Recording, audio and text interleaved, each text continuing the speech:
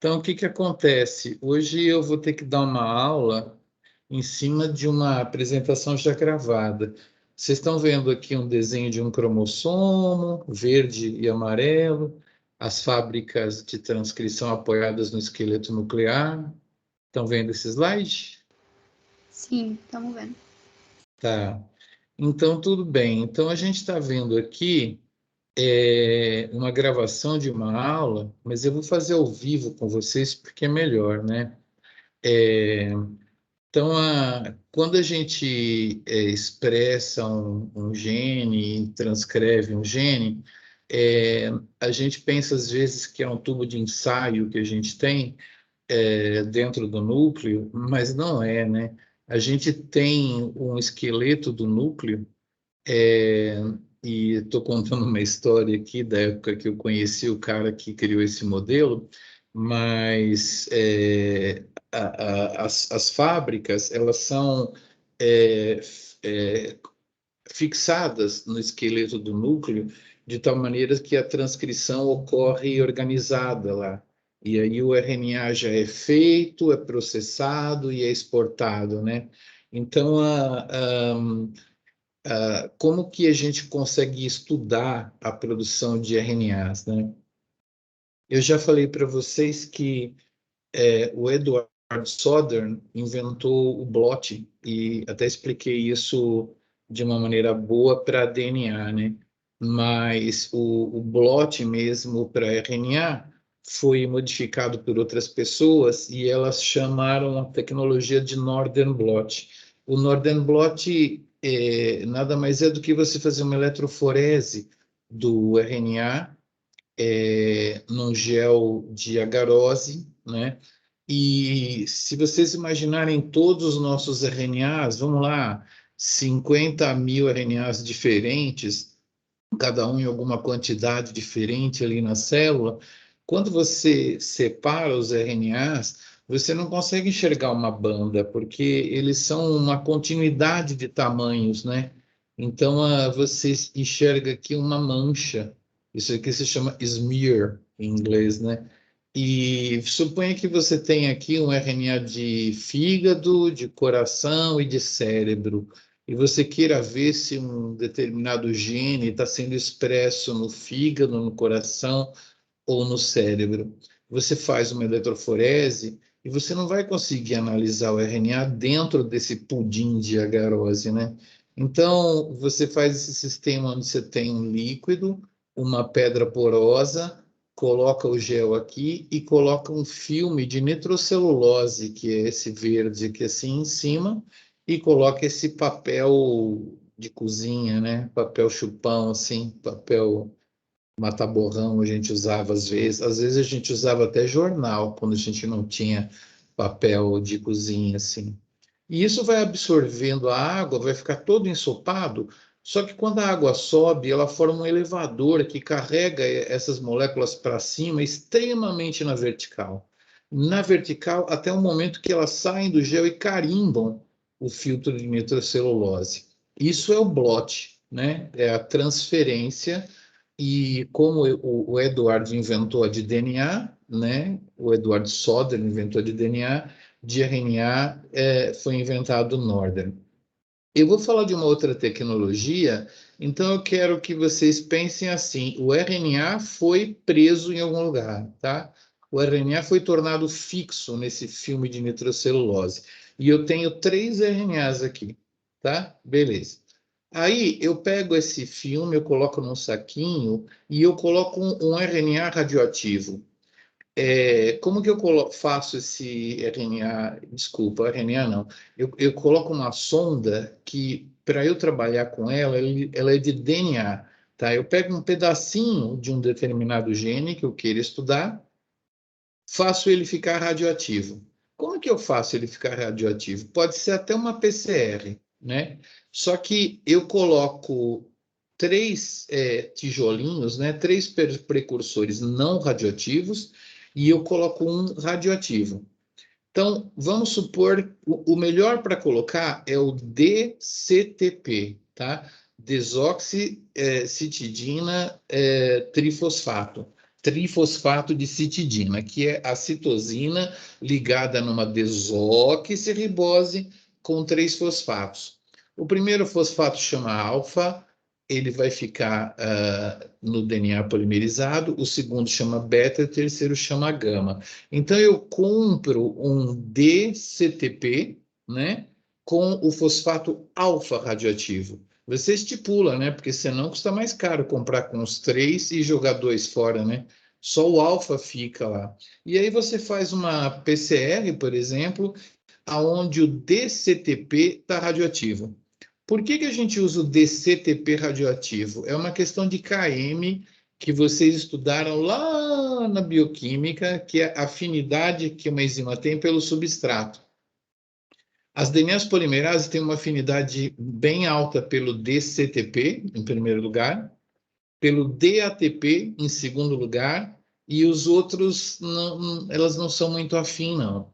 Então, a gente usa aquele substrato pelo qual ela tem mais afinidade, porque quando ela vai gastando as moléculas ao redor dela, se você fizer ela trabalhar com DGTP radioativo, né, ela vai começar a diminuir a velocidade, deixando um monte de DGTP radioativo no meio, porque ela não tem uma afinidade muito grande. Enquanto que, se você tiver com DCTP radioativo, ela só vai começar a diminuir a velocidade de síntese dela quando tiver faltando substrato, mas quando tiver faltando, quando tiver bem pouquinho de substrato, ela começa a parar, né?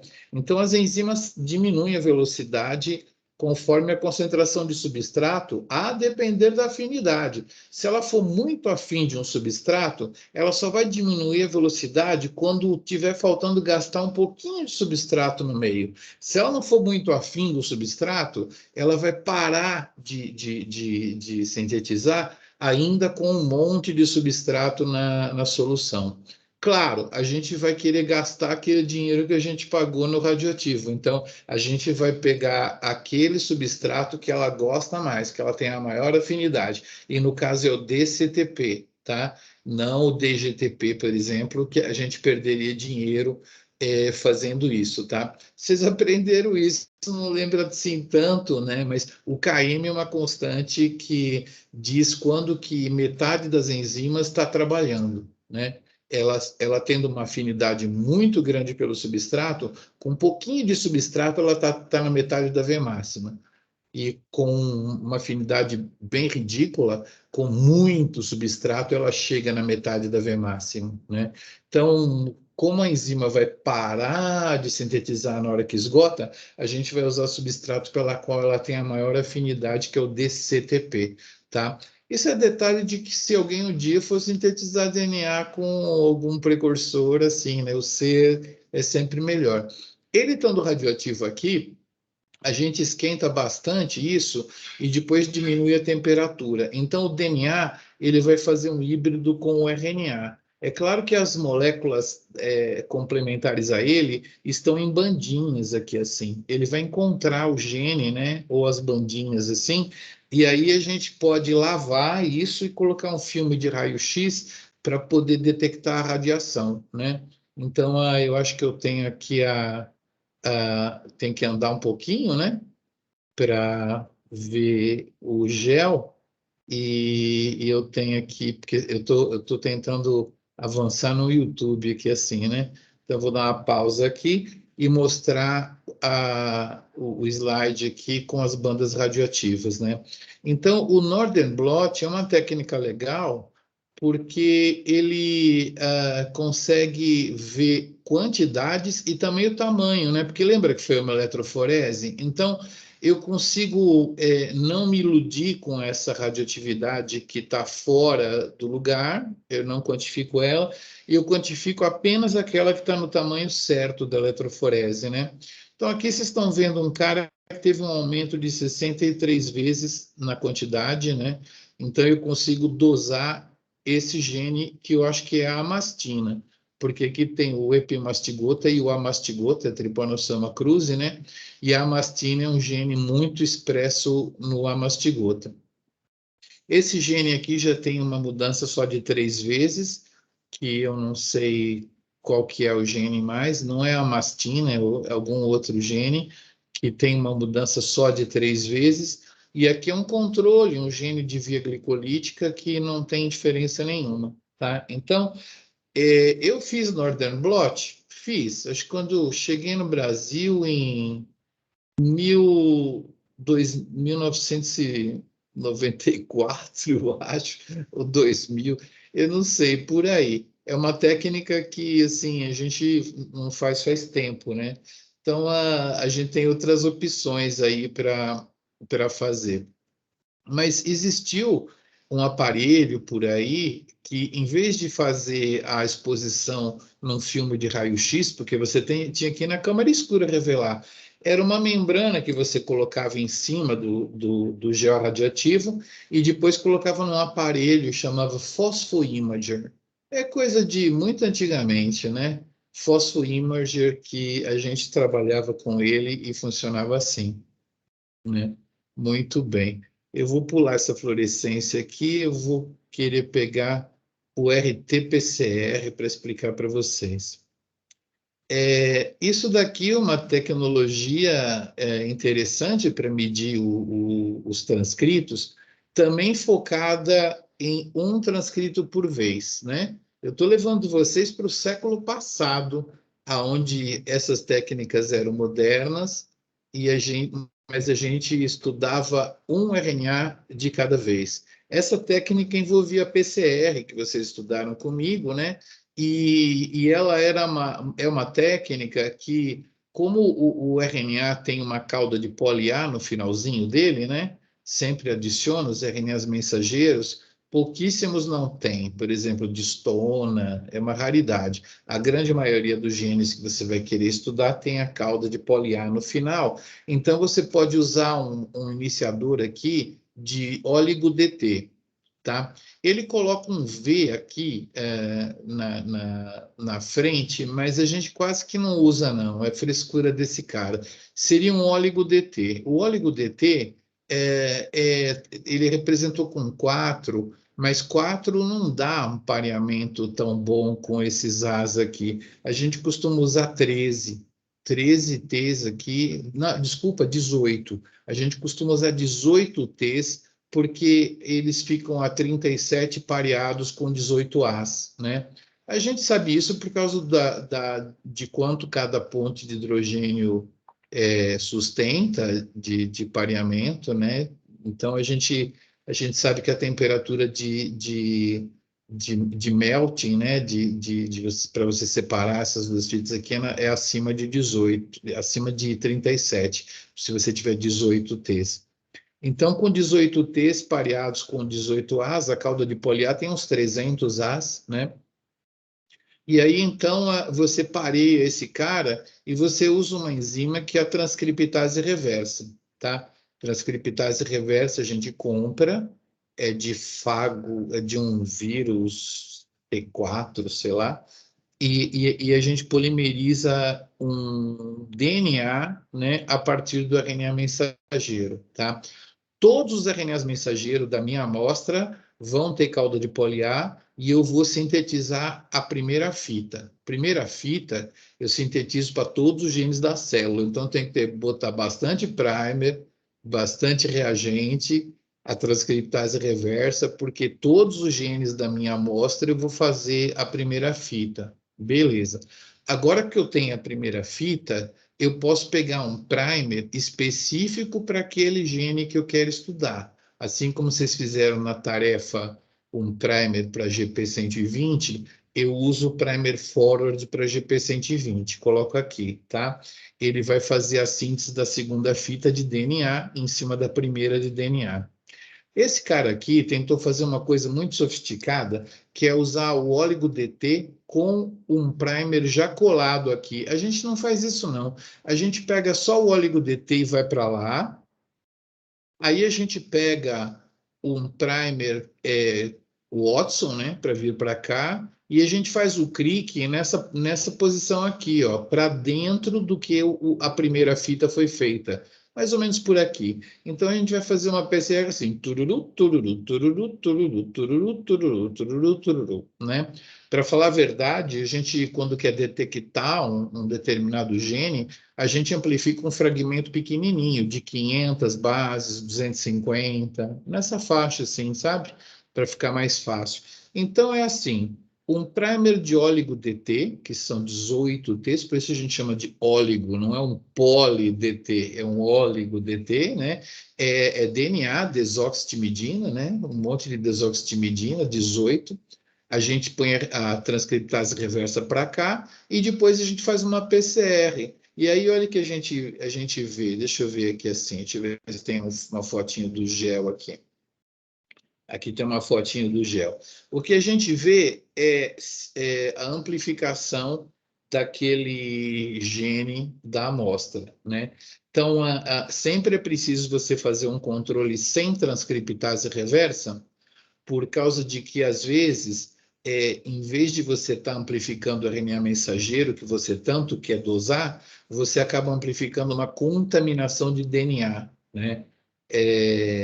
Tem outros truques que a gente usa no laboratório, não vou me ater aqui qual que eu usava, mas eu não fazia sem RT-PCR com RT-PCR, desculpa, sem transcriptase reversa e com transcriptase reversa. Eu fazia um outro truque. Se eu fosse amplificar uma região de um determinado gene, eu colocava um primer em um exon e o outro primer no outro exon. Então, no DNA tem um baita intron no meio, então ia dar uma banda lá em cima, né?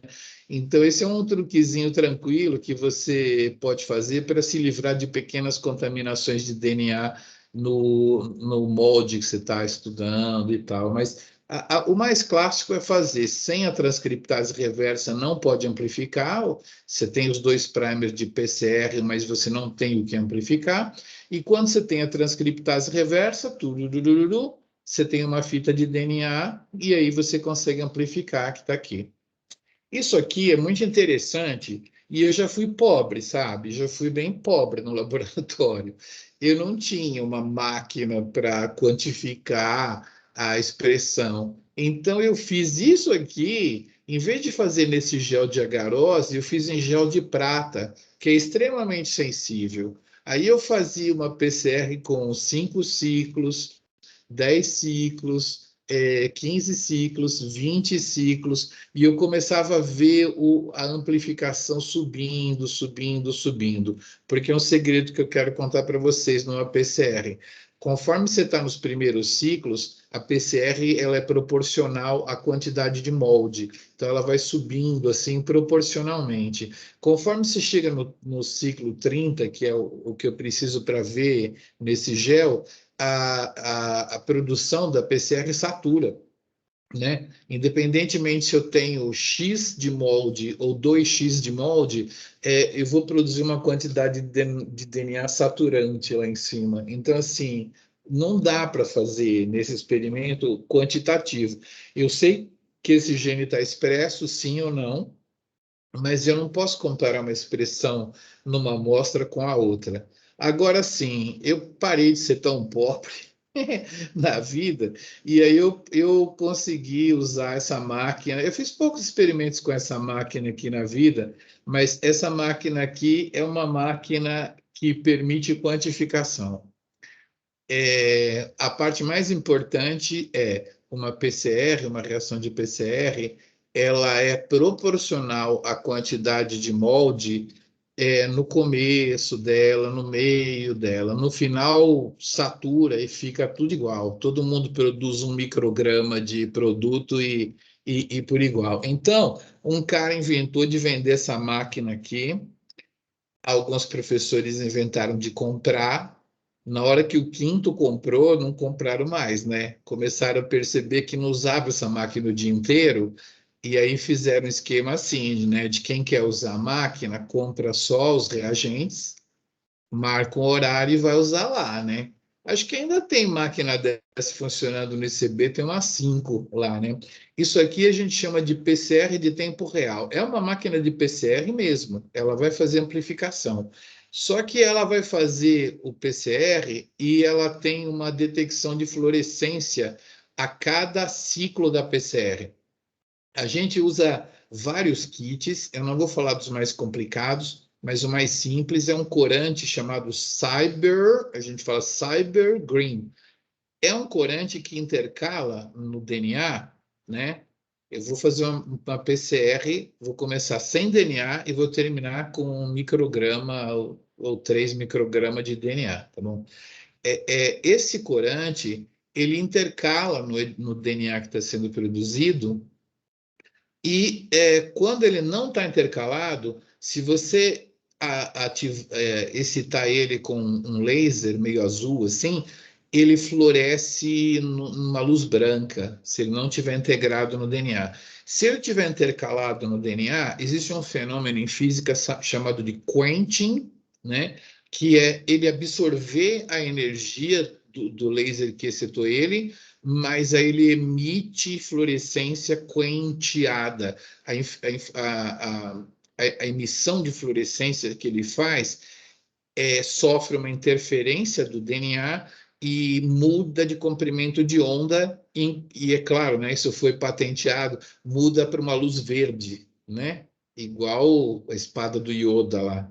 Então, uma fluorescência verde. Então, quando esse corante está presente, conforme eu vou fabricando o DNA, ele vai se intercalando, e se eu iluminar por um laser, o DNA vai florescer numa luz verde. E eu posso ter uma câmara, né, que detecta a fluorescência, uma fotocélula lá que detecta a fluorescência, e aí eu quantifico o quanto que tem DNA pela fluorescência verde, entenderam?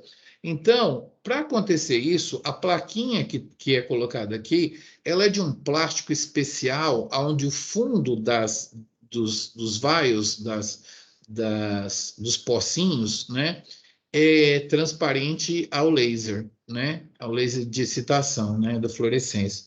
Então, eu fecho aqui, coloco as amostras, aqui cabe 96 amostras, tururu, tururu, tururu, tururu, tururu, e é uma máquina de PCR, ela começa lá, ela faz o primeiro ciclo. Acredita que depois que ela faz o primeiro ciclo, ela dá uma paradinha, coloca o laser e mede se tem fluorescência verde? No primeiro ciclo tem quase nada, tá? Aí ela faz o segundo ciclo, e aí vai amplificando o DNA. O DNA que ela está amplificando é o mesmo do slide passado, tá? Você pega o RNA, trata com a transcriptase reversa, com primer de oligo-DT, então você fabrica a primeira fita de todos os mensageiros da sua amostra, beleza? Coloque eles aqui. E aí começa a amplificar algum gene que você queira. Pode ser... A gente usa quadruplicatas, então assim dá 2 genes por canaleta aqui assim, né? São 96, né? Então são 8 dúzias, 13, 24 quadruplicatas aqui. Então você vai fazendo PCR e quantificando, fazendo PCR e quantificando. Por isso que ele é chamado de Real-Time PCR. É um PCR onde em tempo real, né? Por exemplo, assista um jogo e veja os comentários em tempo real, né? Então, conforme vai fazendo o jogo, vai aparecendo os lances lá, né? Você não está sendo transmitido, mas você está vendo lá os lances, tal, né? Em tempo real. Então, é uma PCR em tempo real. Você sabe a quantidade de DNA que está sendo produzida em tempo real, né? Muito bem. Deixa eu mostrar como é que fica o resultado para vocês aqui agora. Tá punk isso aqui. Ah, não!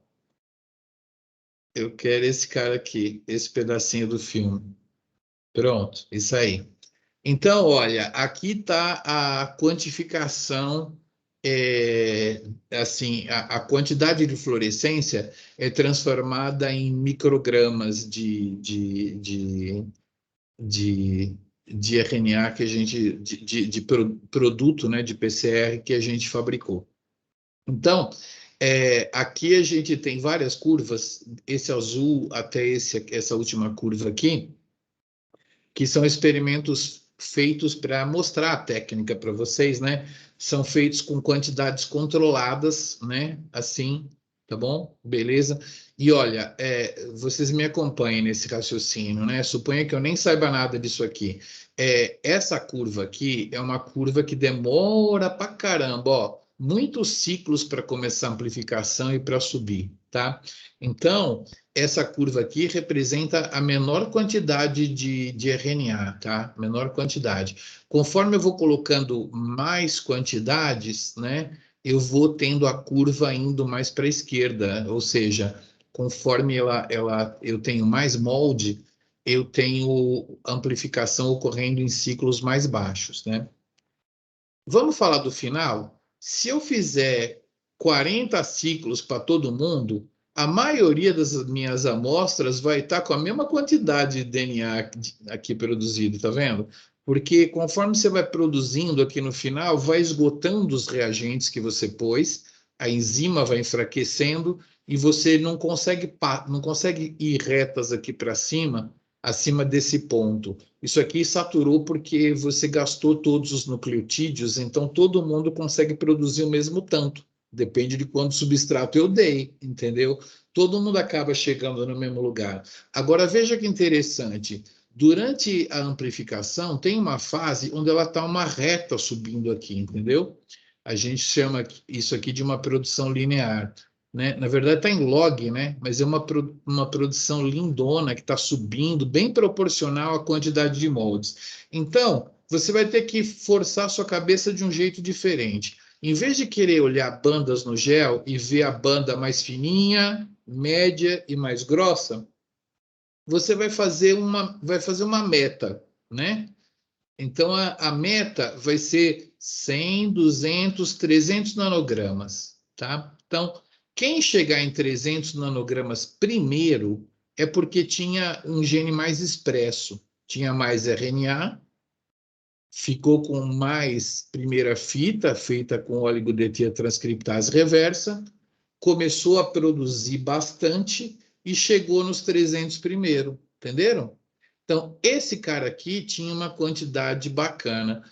O cara que tinha uma quantidade um pouco maior, esse aqui, desculpa, né? Deixa eu mostrar aqui, ele chegou no ciclo 15, né? 14,5 aqui, 15, né? Beleza? Esse aqui, ele chegou em 300 nanogramas no ciclo 18. Esse aqui no ciclo 22. Esse aqui no ciclo 25. Esse aqui no ciclo 29, esse aqui no ciclo 30 e poucos, e esse último aqui no 35, entendeu? Então é assim, quanto mais demorou, é porque começou a produzir devagar, né? Então tinha menos molde. Incrivelmente, é a técnica mais poderosa. Deixa eu falar assim, vamos supor que você queira fazer um exame de HIV. O sistema de saúde tinha colocado uma máquina dessas em cada centro de detecção e exame de HIV. Então, no Hospital das Clínicas, tinha um laboratório lá, preparado para fazer esses exames. Todas as cidades de Minas Gerais pegavam o sangue, mandavam para o Hospital das Clínicas. Minhas amigas lá faziam isso, tinha lá um aparelho lá, tal, e quantificavam o título de HIV, né, que o paciente tinha no sangue. Lembra, o HIV de RNA também faz a transcriptase reversa e depois faz um PCRzinho ali específico para ele, né? Baseado na polimerase, na GP120 e numa outra enzima dele. E aí fazia exatamente isso aqui. Agora, existe um laboratório central em Ribeirão Preto, eu acho, no interior de São Paulo, e todas as cidades, inclusive Belo Horizonte, coletam o sangue e mandam para lá. Aí os caras vão fazer isso aqui, tá? Vão fazer RT-PCR para poder quantificar. E o coronavírus? O coronavírus são 3 PCRs que são feitos para o pessoal que faz pesquisa. Alguns laboratórios fazem só 2 PCRs, são 2 regiões do coronavírus, que você faz a mesmíssima coisa e exatamente nessa máquina aqui, entendeu? Então, você faz essa quantificação aqui por PCR. É o PCR de tempo real. Ele é considerado extremamente proporcional à quantidade do molde, então eu consigo quantificar o título viral. Para o caso de um coronavírus, eu vou te contar que é mais assim, positivo ou negativo, né? Nem precisa ser uma coisa tão sofisticada. Mas para o HIV, a gente precisa monitorar o título, porque já tem o remédio, que é o coquetel, né? E aí você dá o coquetel e você monitora o título, né? A quantidade de vírus vai caindo, caindo, caindo, caindo, até ficar insignificante. Aí sobe um pouco, aí diminui. Então, precisa ser quantitativo. Então, acreditem na determinação do PCR de tempo real. E é claro que ela é feita para, você viu lá, né? Para fazer em quadruplicata, dá para colocar 24 amostras em cada rodada, né? Então, assim, não dá para colocar muitas amostras, não, mas dá para colocar. É assim que funciona. Eu tenho um gráfico aqui, que eu não sei se eu vou mostrar no filme, deixa eu ver se ele aparece. Ele vai aparecer bem aqui, assim. Pior que não, eu nem mostrei aquele gráfico, né? No meu slide tem. Mas, enfim, eu voltei aqui no slide da RT-PCR para falar então que isso aqui seria qualitativo, né? E o RT-PC e o PCR de tempo real é quantitativo, esse aqui, né? Ah, ó, tem o gráfico aqui, ó. Esse é o gráfico. Então, aqueles testes ali, eles estavam em quantidades didáticas, né? Tipo, uma quantidade, duas vezes aquela quantidade, três vezes, quatro vezes, cinco vezes, seis vezes, sete vezes, né? Aquelas curvas que vocês viram lá, era uma quantidade X, 2x, 3x, 4x, 5x, 6x, 7x. Tá? A quantidade está nesse eixo. E aqui está o ciclo aonde a gente chegou em 300 nanogramas. Lembra? Era uma corrida e eu tinha que chegar em 300 nanogramas, né? Então, a quantidade 1 chegou, eu até vi com vocês, né? 35, 36 ciclos, lembra? E era aquele cara que estava mais para a direita, né? Mas o que eu quero mostrar para vocês é que, como eu fiz aqui um experimento de calibração, um X, 2x, 3x, 4x, 5x, e eu medi o número de ciclos, veja como é inversamente proporcional, né? Quanto mais ciclos, menos quantidade. Quanto mais quantidade, menos ciclos, isso aí está correto, mas o que vocês têm que se admirar é como é linear, tá vendo? Né? Isso é muito importante numa tecnologia que vai soltar um resultado de qual é o título de HIV que você tem. Inclusive, não sei se vocês sabem, mas o Japão não compra soja nossa se ela for transgênica, né? Uma empresa chamada Monsanto pegou uma soja e colocou um gene de resistência a um herbicida, né? É um gene que degrada o herbicida. E aí colocou essa soja aí para vender, né? Inclusive a semente perde essa herança, você tem que comprar semente, planta a soja, né? Tem que comprar semente da Monsanto e aí você planta a soja, né? E taca herbicida, mata tudo das plantinhas, menos a soja transgênica, entendeu? Então, é assim que funciona. Agora, você acha que japonês, né, tudo, né, assim, vai comer soja transgênica? Então, não. A soja brasileira, quando chega no Japão, eles fazem um PCR de tempo real, esse daqui, para quantificar se tem soja transgênica misturada na soja não transgênica, né? Porque é claro que a galera às vezes coloca uma transgênica lá porque é muito mais fácil de produzir. Eu estou até para pesquisar se a China compra soja transgênica. Com certeza a China não está nem aí, compra essa soja que a Monsanto colocou um gene a mais.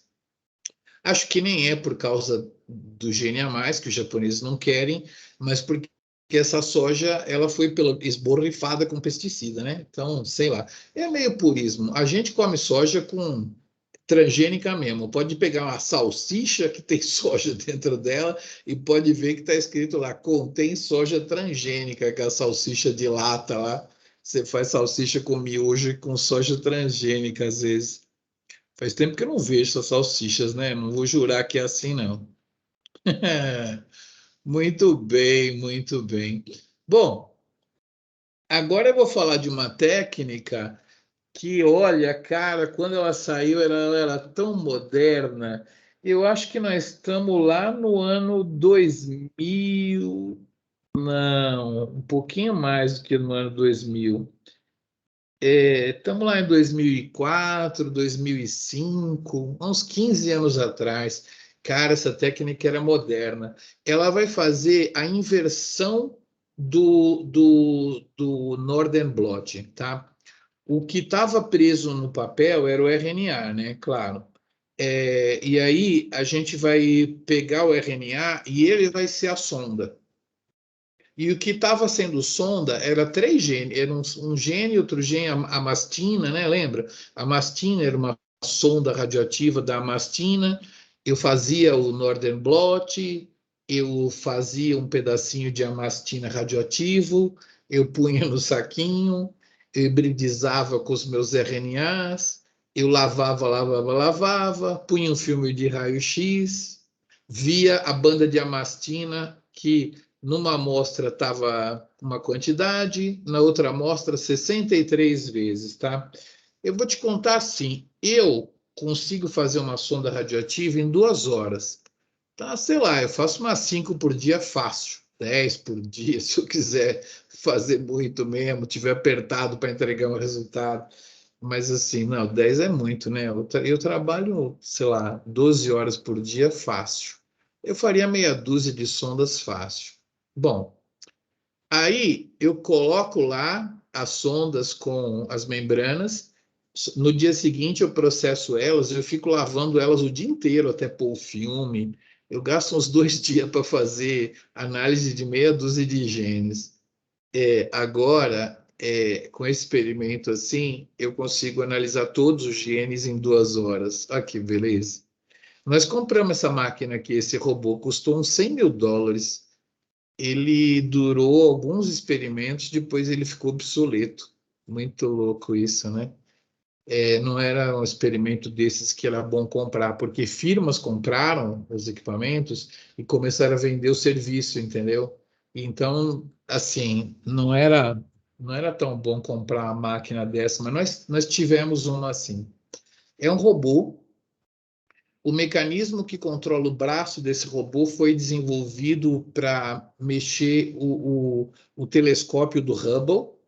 Não sei se vocês sabem, o telescópio Hubble tem um espelho convexo, que côncavo, né? Na verdade, que recebe toda a luz e centraliza numa câmera para poder tirar foto.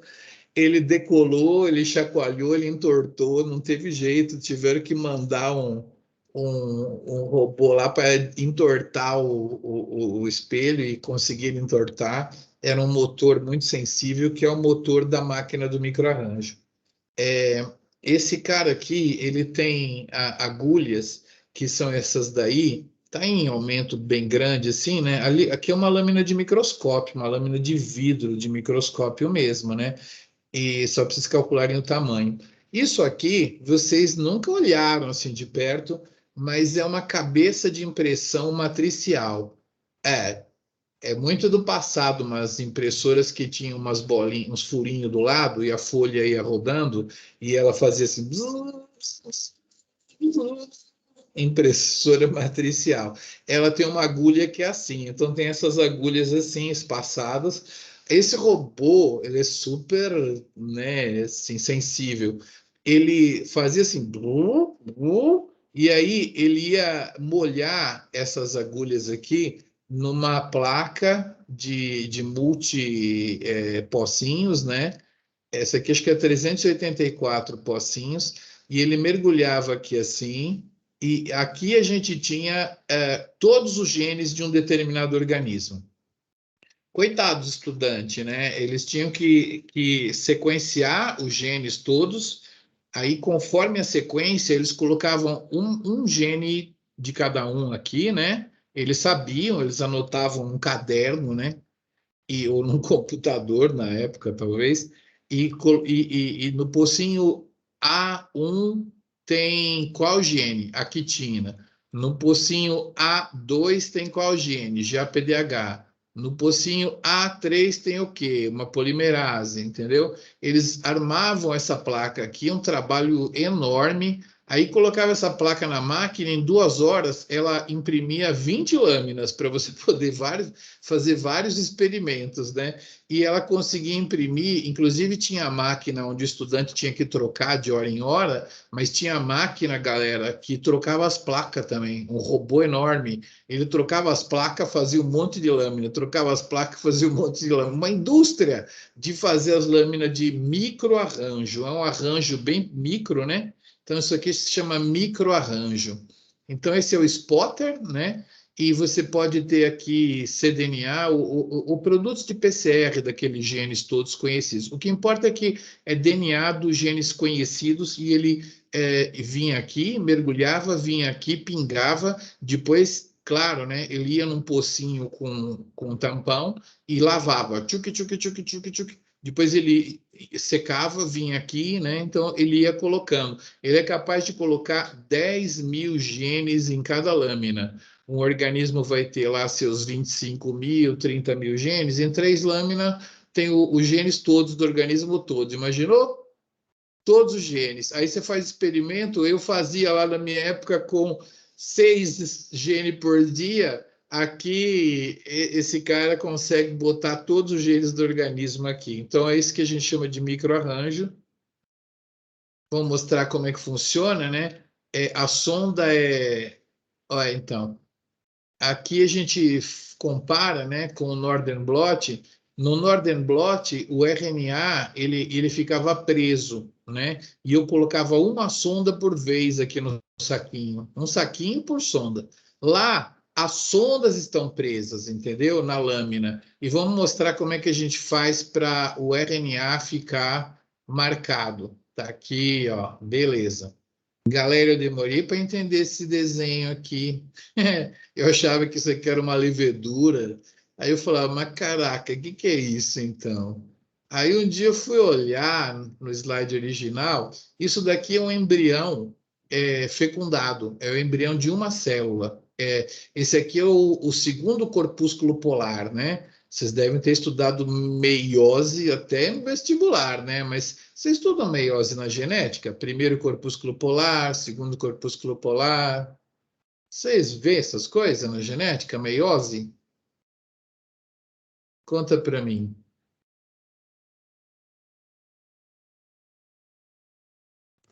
Sim, professor, a gente veio. Vem, né? Então, o óvulo da fêmea humana está parado na segunda divisão, né? Então, quando entra o espermatozoide aqui, você tem o pronúcleo feminino aqui e o outro pronúcleo no segundo corpúsculo polar, né? Então, você fecunda esse óvulo que tem ainda o segundo corpúsculo polar, você tem aqui o pronúcleo feminino e o espermatozoide entra e forma o pronúcleo masculino, né? É engraçado ter um monte de gente que pensa que eles vão se fundir, né? Os núcleos, assim, né? Fundir nada. Esse cara entra em mitose, esse cara entra em mitose, e para que fazer 2 fusos, né? Eles fazem um fuso só, obviamente, né? E aí os cromossomos fica tudo aqui pareado, né? O masculino, o feminino, tudo aqui no meio. Aí vai uma cromátide para cá, uma cromátide para lá, e aí forma um embrião de 2 células. Depois de 4 células, 8 e 16 células. Então, isso aqui é um embrião já no estágio. Eu vou contar aqui 1, 2, 3, 4, talvez 4 células, e aqui a gente chama de embrião de uma célula, que tem os 2 pronúcleos aqui. Então, a galera queria estudar a expressão gênica no início do desenvolvimento, né? Olha que coisa louca. Então, é muito simples. Você pega todos os genes do indivíduo, que pode ser um camundongo também, não precisa ser um humano, não, né? Pega os genes todos do camundongo e imprime eles naquela lâmina que eu falei, no microarranjo, tá? Aí você pega esse RNA da situação A, pega o RNA da situação B, põe transcriptase reversa e faz o DNA complementar para todos os RNAs que tem aqui e tem aqui, tá? Você faz os complementares. Só que aqui você coloca um corante, que eu acho que está na próxima transparente, chamado CY3, né? CYC3 e CYC5. Os corantes vão ser incorporados no cDNA e eles têm fluorescências diferentes. Esse aqui floresce na luz verde, esse aqui floresce na luz vermelha, tá? Então, eles têm colorações diferentes. E aí, diferentemente daquele Northern Blot, onde você jogava a sonda marcada em cima daquele monte de RNA do gel, aqui você vai jogar o RNA marcado, ou verde ou vermelho, em cima de 10.000 representantes gênicos do seu organismo, tá? Então, eles vão hibridizar, né? O RNA vai hibridizar com o DNAzinho que você tem em cada um aqui das impressões na lâmina, tá? E assim, claro que vai ter um pouquinho de cada RNA, né? Isso aqui representa todo o RNA da célula. Então, todo o RNA que tiver aqui cabe hibridizado com esse DNA que está aqui, tá? É como se tivesse muito mais pescador que peixe, tá? Então, assim, eu consigo hibridizar tudo aqui, tudo aqui. Então, no final das contas, eu coloco essa lâmina num aparelho scanner, né, que vai medir a fluorescência dessas bolinhas. E eu tenho 4 cores possíveis representadas aqui. Pode ficar vermelho se eu tiver mais RNA no embrião de 4 células, né? Um determinado gene está aqui muito presente, ele hibridiza aqui na sua sonda que está presa na placa e vai dar uma fluorescência verde. Desculpa, vermelha. E me conta uma coisa, e nessa amostra, ele não estava expresso, entendeu? Esse embrião não estava expressando aquele gene ainda, só com 4 células. Então, o verde não gruda aqui, então só gruda vermelho. Então, quando se revela, vai ficar vermelho, tá? Mas pode acontecer o contrário, pode acontecer de que o RNA tem muitas cópias na amostra verde e quase nenhuma cópia na amostra vermelha. Então, quando eu vou olhar a hibridização, eu vou ver verde o pocinho, né? E tem uma coisa que não é uma cor real, né? Poderia ser, mas não é uma cor real. O computador ele consegue falar assim, quando a fluorescência verde e a fluorescência vermelha estiverem na mesma intensidade, gere uma cor amarela para o cientista ver, entendeu? Então tem a possibilidade da cor amarela. Amarela é quando houve empate. Eu tenho moléculas que vão ficar expressas aqui nessa condição, vão ficar vermelhas. Eu tenho moléculas que estão, né, representam expressão nessa condição, vão estar verde. Elas hibridizam em igual quantidade e aí dá amarelo, tá? Então, assim, pode ser um amarelo mais para vermelho, um amarelo mais para verde. Você quantifica isso aqui tudo em coisas numéricas, não tem problema. E aí aparece no computador. E tem uma quarta possibilidade, né? Porque eu falei de vermelho, verde e amarelo, mas pode ficar preto também, né? Porque, por exemplo, um gene da orelha do adulto não está expresso nem aqui, né? Então, assim, esse gene aqui, por exemplo, não estava expresso nem aqui, ele fica preto aqui, entendeu? Não tem fluorescência nenhuma. Então, fluorescência zero, fluorescência verde, fluorescência vermelha ou fluorescência por igual, que é amarelo, tá? Muito bem. A gente fica se perguntando, eu falei com uma professora de biologia molecular hoje, esqueci de perguntar para ela se ela ainda ensina microarranjo. Eu acho que nós temos que ensinar, embora a gente não use mais, porque fez parte da vida científica. Vai que você pega um paper aí um pouquinho mais velho, tem um microarranjo lá. Eu analiso dados de expressão gênica públicos que estão num banco de dados, né? Muitos dos que eu analiso são feitos da época do microarranjo. Então, não vou ensinar microarranjo. O cara vai fazer bioinformática, vai analisar os dados públicos, né? Inclusive, gente, se você falar assim, fígado de gente que bebe e fígado de gente que não bebe, você digita lá, pá, já tem experimento feito. Você não precisa fazer, entendeu? Você pega o dado público e analisa. Quero saber esse gene e tal. Pulmão de gente que não fuma e pulmão de gente que fuma. Pá, tem lá, entendeu? Tudo que você quiser tem lá, tá? Vários experimentos já foram feitos, milhares deles, e então a gente às vezes analisa isso. Então, assim, acho que a gente tem que falar de microarranjo porque os dados públicos ainda estão lá, eu ainda uso dados de microarranjo. Se eu vou fazer o microarranjo na vida, nunca, de jeito nenhum. Mas, assim, analisar eu analiso, então eu tenho que contar para vocês como é que eles são, tá? Bom, deixa eu dar uma olhadinha aqui, que essa minha aula está meio tensa, mas tá indo, tá? Eu tenho que contar para vocês aqui, eu vou mostrar aqui, né, um outro slide de microarranjo. Quando eu estou com os slides na mão, eu fico indo e voltando, mas essa aula eu vou mandar ela para vocês, porque ela está gravada lá também. Se hoje eu estou meio atrapalhado, lá eu estava mostrando os slides, estava direitinho. Mas acho que está indo super bem aqui o nosso conteúdo. A lâmina fica mais ou menos desse tamanho, né? Então, assim, é gene para dedéu, que é pingado, né? Esse aqui eu acho que é o tamanho real da agulha que imprimiu as bolinhas. Se você der um aumento grande, vai ter aqui. E como eu falei, você tem vermelho, você tem verde, né? E tem amarelo e tem escuro, né? Sem luz nenhuma. Tá? Beleza. A depender de quem você marcou com verde e quem que você marcou com vermelho, a gente pode usar essas duas palavras, né? Lá naquele caso, eu acho que a gente tinha marcado um gene verde do... Ih, não dá para voltar, mas aqui o verde está me dizendo aqui que se ele ficou verde, ele está verde, ele foi suprimido. Eu tinha marcado com verde o embrião de uma célula e com vermelho o embrião de 4 células, né? Conforme essa ordem que você marca, verde um e vermelho outro, você vai dizer então que o que ficou vermelho, ele foi induzido com o desenvolvimento, com a fertilização e o desenvolvimento, tá? Ele foi induzido no período de 4 células. E no período de 4 células, esse gene aqui ele foi reprimido, tá?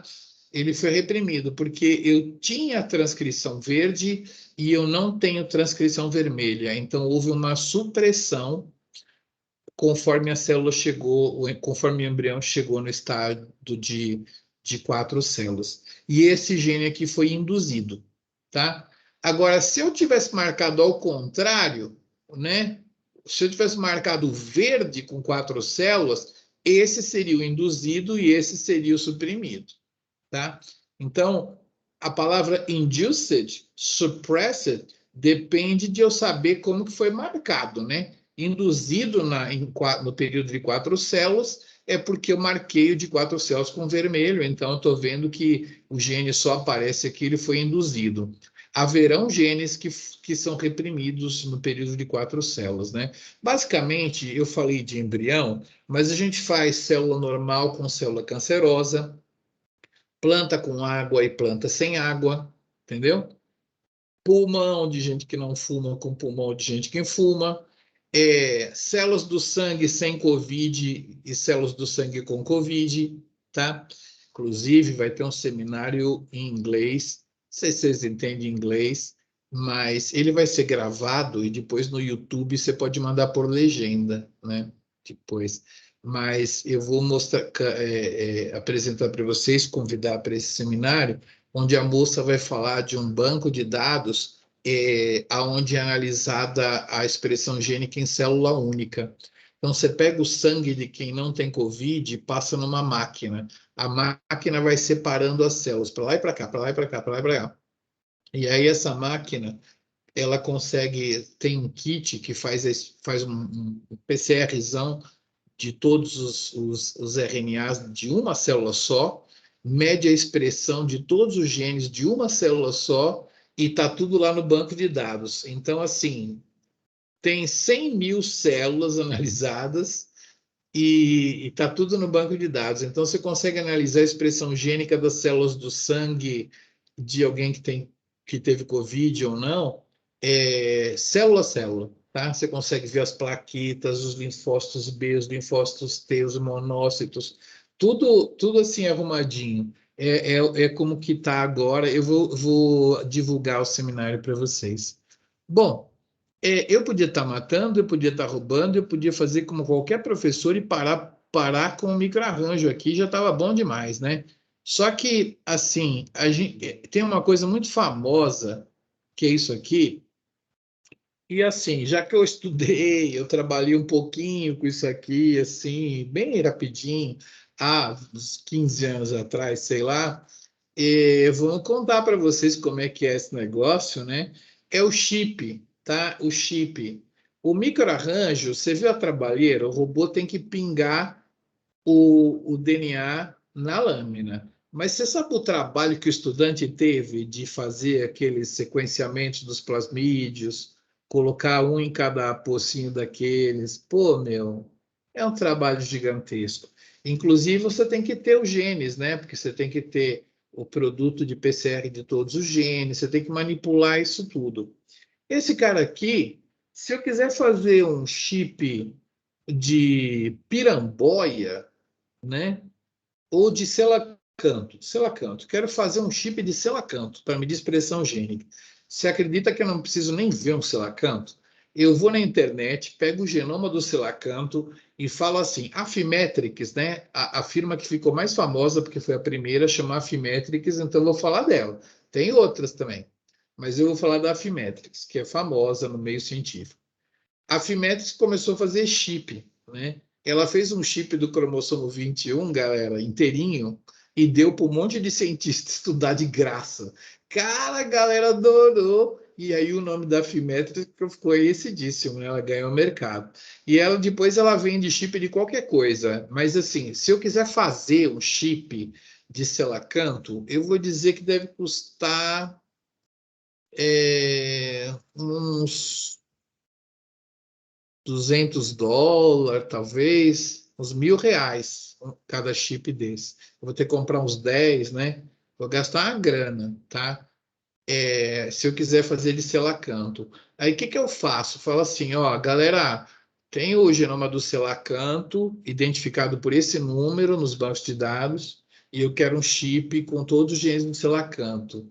A galera fala assim, ó, eu ia cobrar você R$ 1.000 para fazer o chip, só que como a gente já está fabricando chip de selacanto com a galera, eu te vendo eles a, sei lá, a 10, US$ 50, assim, né? Ou US$ 10, né?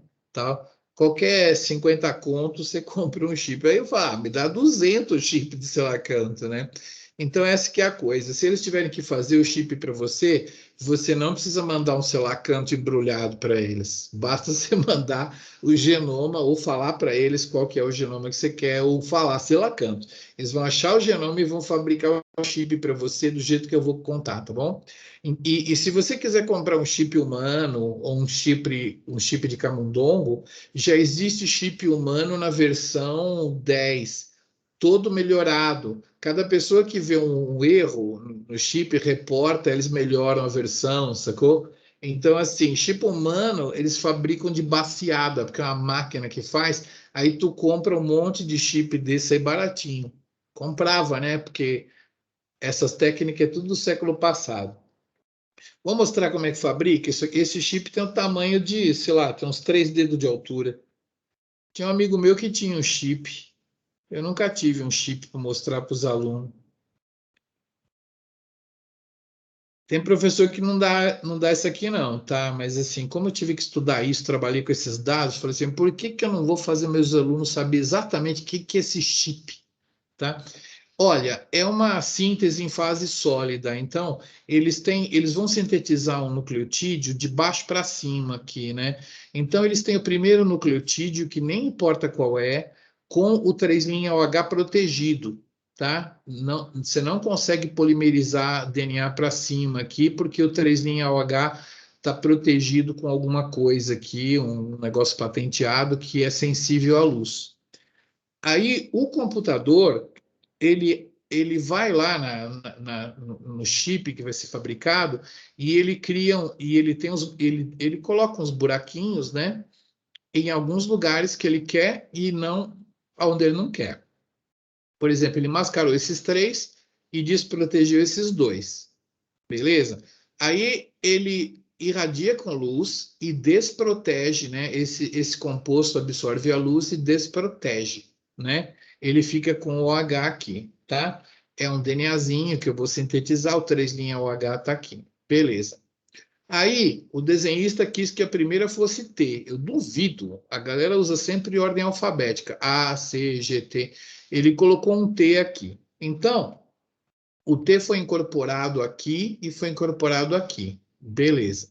Aí depois ele faz uma nova proteção aqui e desprotege outros e desprotege aqui e aqui, tá? Então, todos os T's da lâmina foram incorporados. Ele desprotege aqui e aí ele oferece o C. Aí o C vem aqui, gruda aqui e gruda aqui, tá? Então, vai ter, cadê o C? Grudou C, grudou C. Esse aqui ainda está protegido, né? No outro ciclo eu vou desproteger aqui, vou colocar um A, talvez, né? Sim, e aí vai. Então, eu estou sintetizando aqui, né? E sempre está protegido, eu desprotejo, ponho outro, desprotejo, ponho outro. Então, o computador, ele vai criando aqui uma molécula de DNA que ele quer, entendeu? Ele tá no controle aqui, entendeu? Ele tá vindo de cima, ele está no controle e ele sintetiza óligos, né? São óligos de 25 bases. Quando você fala óligo, você não fala bases, não. É a unidade, se tem 25 nucleotídeos, a gente fala 25 mer, tá? É a unidade. Ele faz uns DNAzinhos de 25 mer. 1, 2, 3, 4, 25, tá? Então, expliquei como é que a máquina consegue sintetizar em fase sólida. Isso fica tudo preso num chip, tá? Beleza. Vamos avançar aqui para achar outro slide, né? Aqui está o chip, né? Onde eles vão ficar amplificados aqui. Vai ser um monte de vizinho, tudo igual, né? Não é que nem ele falou assim, é um quadradinho, um monte de óligo do mesmo tipo. O quadradinho vizinho, um monte de óligo de outro tipo. Vou mostrar para vocês quem são esses tipos aqui. Aqui. Muito bem. Então, olha que trabalheira, mas não sou eu que faço, não é você que faz, não é um estudante que faz, é o computador que faz. E eu estou pagando pouco porque eu estou usando um chip já muito testado que é para fazer experimento com humano, com camundongo. Vai que até o selacanto já tem. Será que tem milho? Tem. Será que tem arroz? Tem. Entendeu? Só se eu quiser fazer um bicho muito estranho, me faz um chip de perereca da Serra do Cipó, vou ter que pagar. Mas tem jeito de fazer? Nem tem, porque não tem genoma, não tem o genoma da perereca da Serra do Cipó, como é que eu vou fazer um chip? Não dá. Nós vamos discutir isso no GD depois. Então, olha, por favor, isso aqui é um gene só, tá? De 5 linhas para 3 linhas, é um RNA. Vamos supor aí, RNA da quitina, tá? A quitina está aqui, daqui para cá, tá? O computador vai escolher, ó, 1, 2, 3, 4, 5, 6, 7, 8, 9, 10, 11, 12, 13, 14. O computador vai escolher vários pedacinhos daquele lugar lá para desenhar um óligo de 25 mer que vai ser sintetizado lá, tá? Então vai ter um cara de 25 mer, outro cara de 25 mer, outro cara de 25 mer. Esse cara que está aqui, ele está sendo amplificado aqui para a gente ver. Esse pedaço aqui que está em cima é a sequência do gene inteiro, ó. O gene é grandão, né? Vai para lá e vai para cá, que é esse gene aqui. Aí, esse desenho dessa fitinha aqui de cima é essa aqui, fitinha aqui, que pode ver que está pareando direitinho com o gene, né? T com A, T com A com T, C com G, C com G, C com G, A com T, né? Pareamento perfeito, inclusive esse C com G, né? É a fitinha de cima. Esse cara aqui vai ser sintetizado nesse quadradinho de cima aqui, tá? E no quadradinho de baixo vai ser feito o mesmo cara, só que bem no meio, bem no meio, bem no meio, tem uma sacanagem aqui. O computador sacaneia. Era para ter C, ele coloca um G. Sacou? sacaneou. Então, como que é feito o experimento? Eu vou jogar o RNA, tá, da quitina. O RNA tem que parear com esse óligozinho aqui e dar uma fluorescência, aqui assim. E o RNA não pode parear com esse cara de baixo, porque se eu tiver 25 com um cara sacana no meio, não pareia, entendeu? Então fica escuro aqui, tá? Fica claro aqui, né? Hibridização, escuro aqui, tá? Então é assim que funciona. Para cada pedacinho tem o cara que tem que hibridizar, o cara que não tem que hibridizar, o cara que tem que hibridizar, o cara que não tem que hibridizar. Acontece que é uma técnica que não dá resultados lindos, tudo claro em cima, tudo escuro embaixo. Ela dá umas pacas assim, né? E aí eles já fornecem para você um programa que faz uma estatística que vê a probabilidade desse gene estar sendo expresso, dado que as fitas boas estão dando imagens claras e as fitas sacaneadas estão dando imagens escuras, entendeu? Então, o projeto faz uma estatística disso, calcula um p-valor para esse gene estar expresso ou não, né? E aí quantifica para você, tá bom? Então, qual que é a graça? Você teve que matar um selacanto, pescar um selacanto, mergulhar, né, e pegar um selacanto? Não. Você pegou o genoma, a partir do genoma o computador fez isso, ninguém tem trabalho nenhum, você só paga pelo chip, faz a hibridização, analisa e pronto, entendeu? Não tem que pingar nada, não tem que pingar para ninguém. Claro que a Fimetrics faz o chip, você tem que comprar da Fimetrics, né? É isso daí. Eu podia dar um detalhe aqui, mas vou pular. Então, a comparação com a Fimetrics é a trabalheira, né? O chip da Fimetrics faz um trabalho muito mais limpo, só que você compra da firma, né? E a firma, galera, só consegue fazer o chip se eu tiver com o genoma pronto, sabe? Sem o genoma pronto não dá. Bom, posso convidar vocês para o século XX? Vamos lá, né? Assim, dá para fazer isso na pandemia? Até dá. O ICB está admitindo que os alunos trabalhem lá numa ocupação menor, né? Tem que credenciar a galera, tal. Mas geralmente a gente só extrai o RNA, né? Aí depois o sequenciamento tem uma galera no laboratório multiusuário de genômica que pode fazer essa técnica lá. Isso é sequenciamento em larga escala de RNA, tá? O microarranjo que está representado ali, né?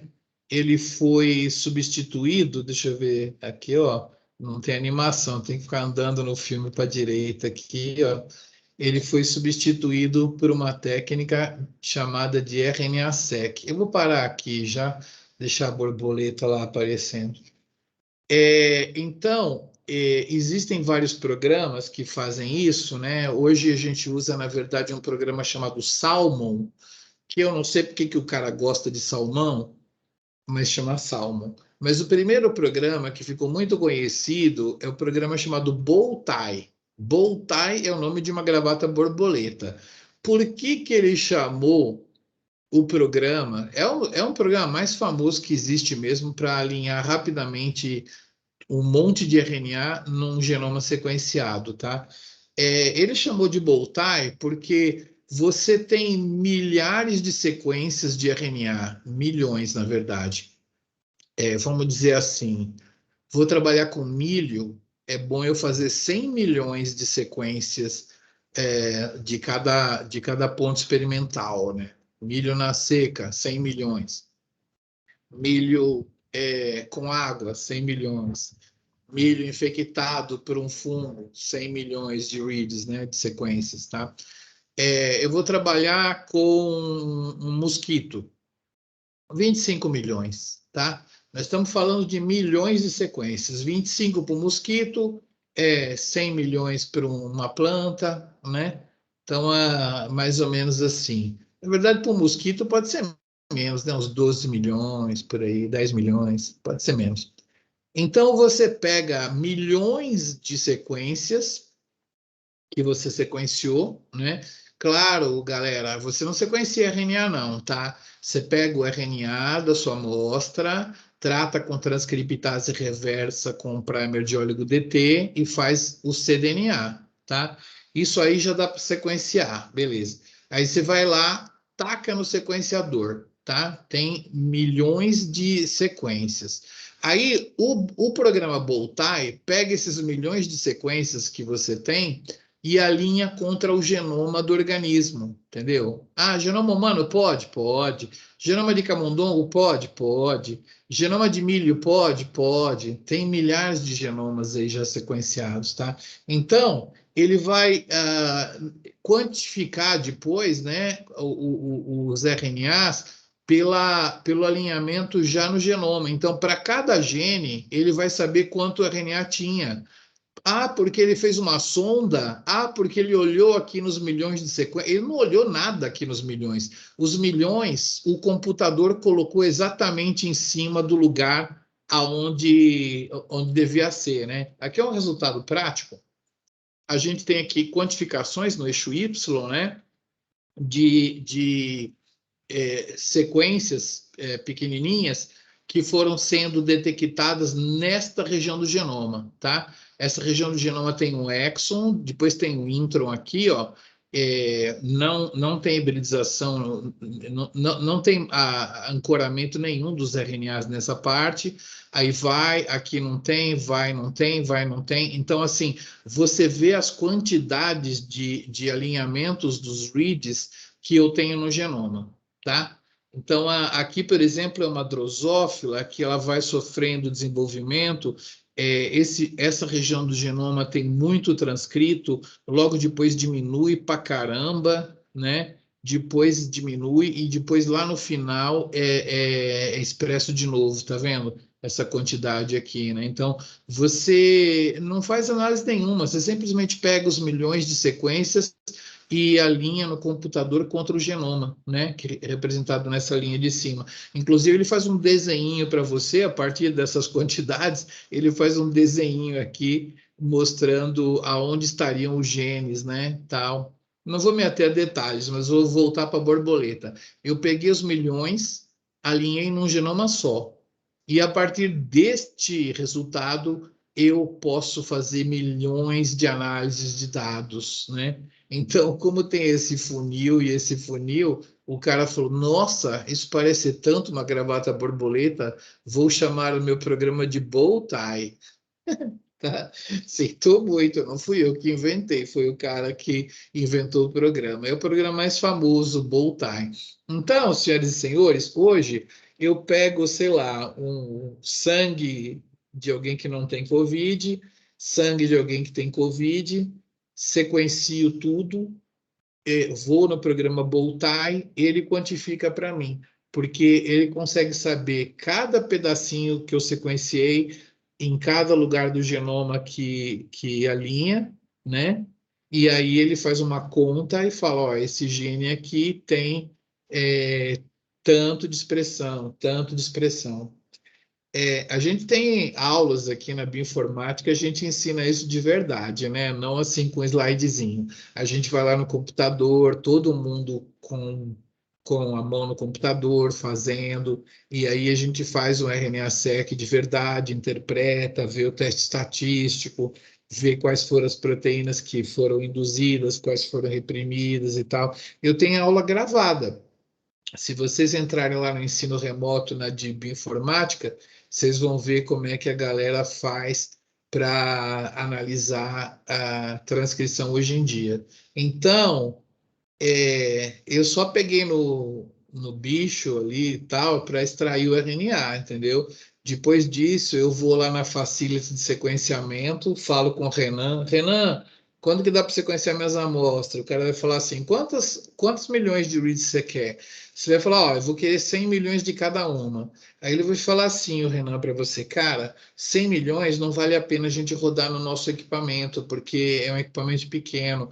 Vou te dar as dicas para você mandar sequenciar isso na China. Então, você manda para esse lugar, tem uma empresa que manda para lá e o resultado vai ficar na nuvem, você vai baixar da nuvem, entendeu? Então, muita gente que a gente conhece sequencia na China, existe um sequenciador de grande porte no Rio de Janeiro, quem tem amigo lá, sequencia lá. Existe um em Campinas também, quem quiser sequenciar no de grande porte em Campinas, vai lá. Mas a maioria das pessoas compra a sequência, saca? Você compra o serviço de sequenciamento quando você quer fazer 100 milhões de cada amostra, né? Porque aí não dá para fazer no ICB. Mas para quantias menores, né? Por exemplo, 50 milhões no máximo, né? Dá para colocar um código de barra em cada amostra, né? E aí, que é um pequeno DNAzinho, e rodar no nosso aparelho aqui, tá bom? Nós estamos tentando trazer de Viçosa um equipamento desse de grande porte. Você acredita? Viçosa comprou e não tem dinheiro para manter, não tem gente para usar. Aí eles estão querendo dar o equipamento para nós, desde que a gente deixe eles usarem, né? Aí isso é um bom negócio. A gente conseguiria demanda para usar aqui no ICB, mas eu vou te contar que é uma dor de cabeça. É mais fácil pagar por sequenciamento na China ou em algum lugar, porque a China inventou o sequenciador Illumina, né? Tem sequenciadores de grande porte lá e eles têm uma empresa que fica sequenciando para o mundo todo, né? Assim é que eles ganham muito dinheiro, inclusive para usar em ciência e tudo, né?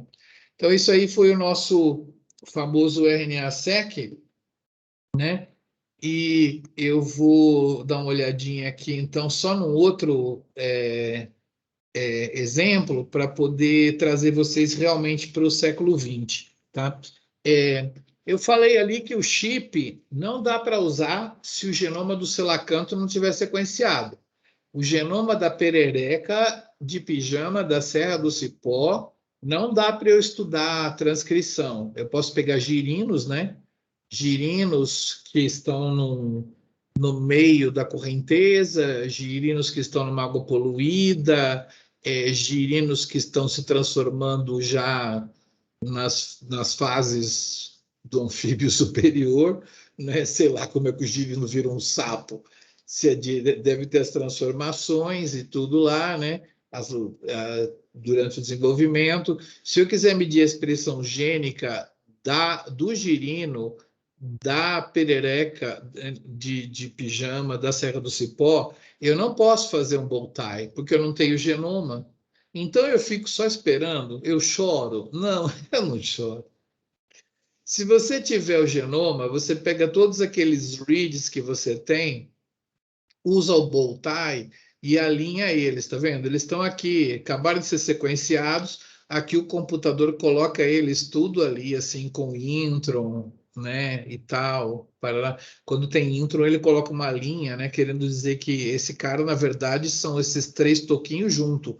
Mas quando eu comparo com o genoma, esse cara é daqui, esse cara é daqui, esse cara é daqui, porque aqui é um intron, é um pedaço que não aparece no RNA, no citoplasma, né? Então, essa molécula é uma molécula que o programa faz ele ficar em 3 lugares, tá? Aí já seria um programa diferente, mas dá certo com Bowtie também.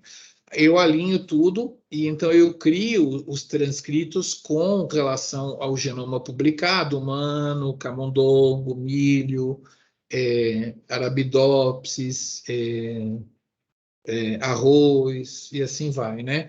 Eu faço isso com ancoragem no genoma. Mas se eu tiver a perereca, eu não posso fazer nada? Posso.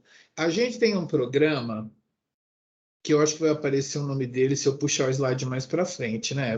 Vai aparecer? Vai aparecer o nome deles ali, vou aparecer aqui. A gente tem um programa que foi feito por um cara que a gente conheceu. Ele deu seminário no ICB, chama-se Brian Hess.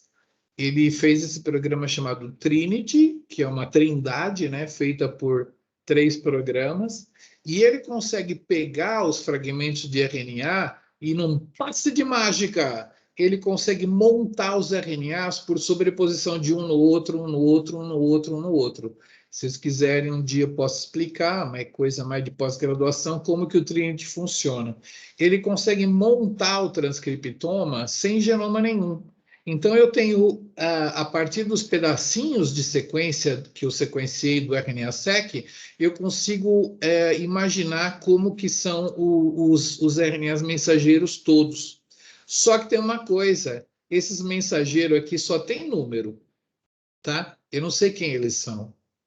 Eu não tenho genoma, mas eu tenho um programa que eu vou ensinar para vocês, eu vou fazer na web e depois vou levar vocês a trabalhar num servidor para fazer esse programa, que é o famoso programa BLAST. O programa BLAST, ele compara esses RNAs que o Trinity montou com... Ah, não acredito que eu não tenho ele aqui. Volta, volta. Ele compara esses RNAs, juro que são só números. Se você olhar a nossa aula na bioinformática lá de RNA-seq, só por curiosidade, você vai ver que ele vai produzir os RNAs, mas ele vai dar números para o RNA. Um número, outro número, tá bom? E aí, como é que eu vou saber qual gene é qual? Eu não tenho genoma. Eu pego um programa de bioinformática chamado BLAST. Esse programa alinha os RNAs que o Trinity montou com todos os genes conhecidos do banco de dados. Todos. Isso aqui é um banco de dados, para quem não conhece, né? Um banco de dados, né? E aí, o programa detecta, por exemplo, que a aranha tem uma toxina XYZ, e ela alinhou com esse transcrito aqui. Então eu falo assim, cara, a perereca tem essa toxina também, porque está muito parecida com essa toxina da aranha. Esse gene aqui, eu mando para o banco de dados e ele é muito parecido com um gene de uma proteína de Xenopus, que é uma RAM. Aí eu falo, cara, esse gene aqui, então, ele deve ser similar, né? Deve ter a mesma função que o gene da RAM. E assim eu vou fazendo com todos os caras, né? Eu faço um por um, eu pego cada sequência e eu coloco numa página da web e aperto analise? Claro que não, galera. Hoje em dia a gente faz isso tudo com computadores, com servidores. É o que a gente chama de bioinformática, né? A gente pega o RNA-seq, né? Voltou da China, o RNA-seq, da perereca. Eu ponho num computador, rodo o Trinity, demora uns 3, 4 dias, monto os RNAs. Pego isso daqui, alinho com o banco de dados, demora um meio-dia, no máximo um dia, eu tenho toda a análise do transcriptoma da perereca de pijama da Serra do Cipó, usando Trinity e BLAST, entenderam? Então, eu não estou perdido com a ausência de genoma completo no mundo de hoje, não. No século que nós estamos, a gente consegue analisar genomas, transcriptomas, né? Desculpa, a gente chama transcriptoma, o conjunto dos transcritos, mesmo que o genoma não esteja produzido. Se o genoma está produzido, a gente não usa Trinity, a gente usa Cufflinks, a gente usa outros programas, o Tuxedo, e a gente alinha eles com o genoma e já sai as quantidades também, tá? Então, a gente tem soluções boas para quando tem o genoma e soluções boas para quando não tem o genoma também, tá? Então, é assim que a gente faz transcriptômica nesse ano. Daqui a uns 5 anos, talvez seja diferente, talvez não seja assim, tá? Mas nesse ano, por enquanto, transcriptômica é feita mais ou menos desse jeito, tá? Mas já está evoluindo, tem formas novas que vão sequenciar no seu laptop, você pluga um negócio que parece um pendrive grande, põe a amostra lá e já tem o resultado, tá? Então, assim, já estamos migrando para esse esquema aí, onde nem o computador você compra dos caras, você pluga aquela pendrive grande no seu computador, coloca a amostra lá, ela analisa, já sai a sequência montada, analisada e tudo mais, tá bom? Mas eu tive que fazer essa viagem com vocês hoje, 20h40, tenho que dispensar vocês, consegui explicar direitinho como que a gente analisa os transcritos, tá? Aí na próxima aula eu vou ver qual que é o pau do meu Office aqui, né? E aí a gente vai voltar ao esquema de passar slides direitinho, né? Então deixa eu terminar a gravação da minha aula aqui.